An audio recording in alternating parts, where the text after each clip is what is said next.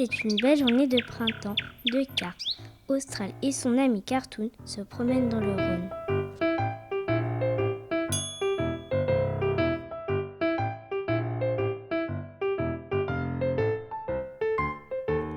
La carpe, mon repas préféré.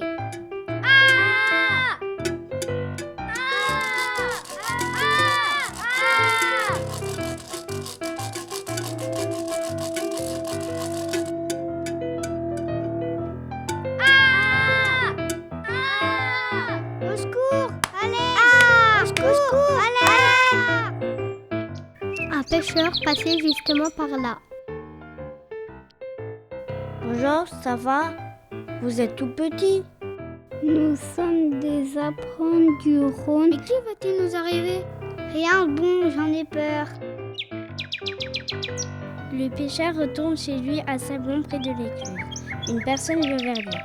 C'est un garde-pêche qui veille au contrôle de la pêche dans le Rhône. Puis-je voir votre seau, s'il vous plaît? Monsieur, vous avez pêché des animaux protégés. Vous avez un avertissement pour cette fois, mais que je ne vous y reprenne pas. Youpi! Les deux carpes, libres et heureuses, suivent alors le courant du fleuve qui les emmène vers le sud. Youpi!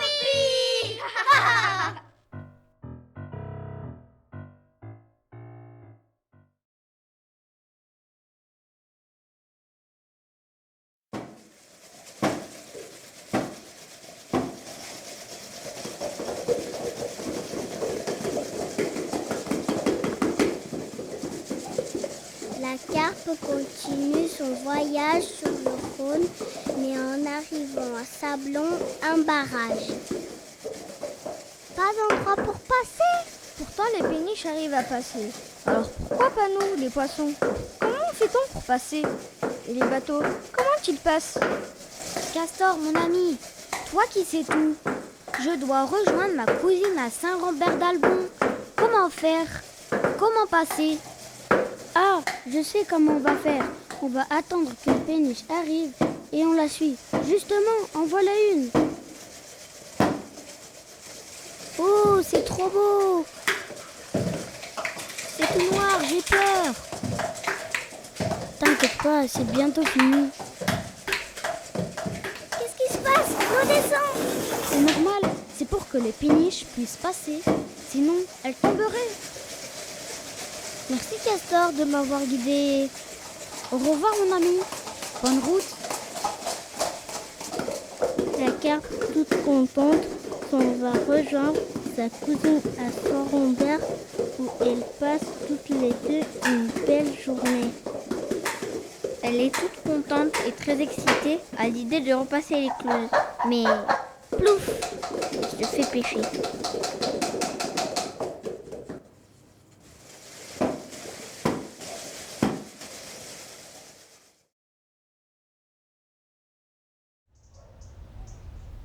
Aujourd'hui, c'est la grande fête de l'automne à Saint-Rambert-d'Albon. Tout le monde est rassemblé au village, sauf Mia qui se promène seule au bord du Rhône. Elle arrive sur le pont des Arts de Perrault quand, tout à coup...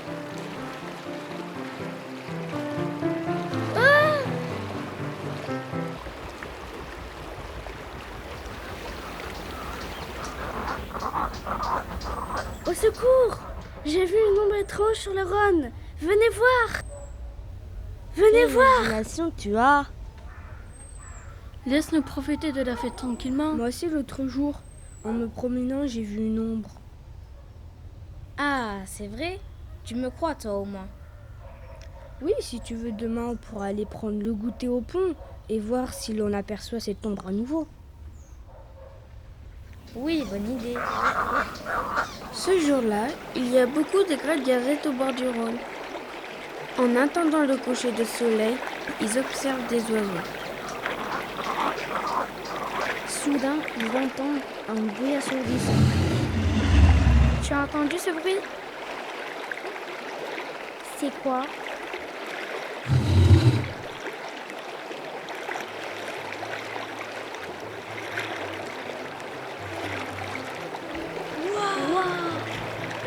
Je crois que c'est l'homme que j'ai vu hier. Pas toi?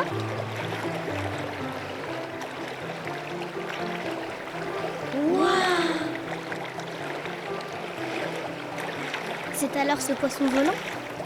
Qu'il est magnifique!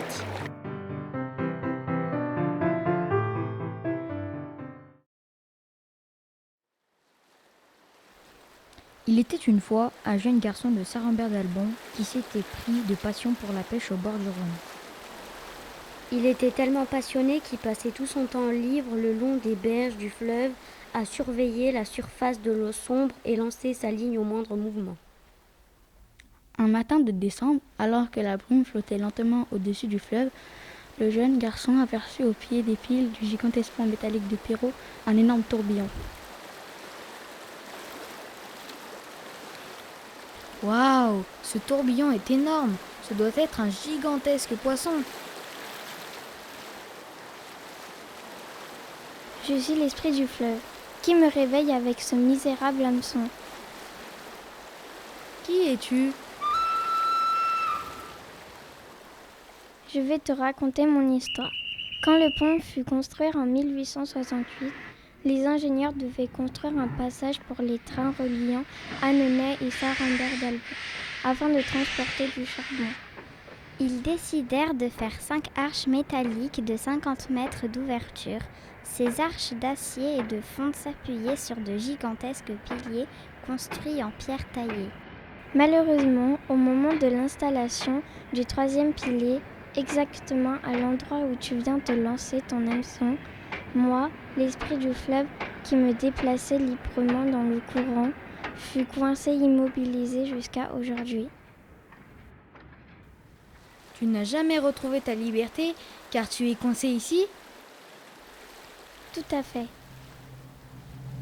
Même pendant la terrible période de la Seconde Guerre mondiale, ce pont fut le seul à ne pas être détruit.